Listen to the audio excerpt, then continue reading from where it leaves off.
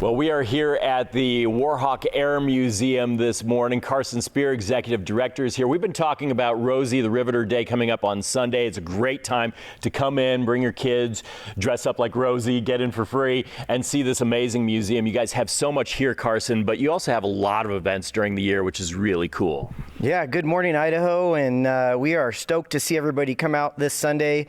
My daughter Ainsley and my son Jackson are always really excited to come out. Super family-friendly event. The museum is going to be all set up with different stations, and then we roll right into our flying season. We'll have spring break next week, $5 admission with a student ID.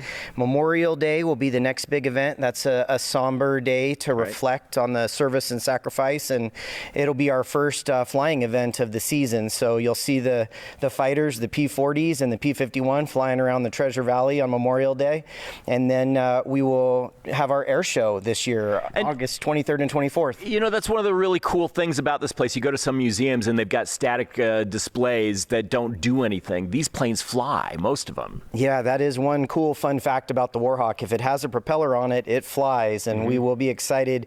We're going to have more warbirds than ever before this year on August 23rd and 24th, and we heard we're going to get an F-35 out here this year, so definitely want to have everybody come out for the air show. This plane behind us is one of the only airplanes, I think the only airplane built actually by the U.S. military, and your pilots say they don't like flying this one. Yeah, they said this one's a little squirrely.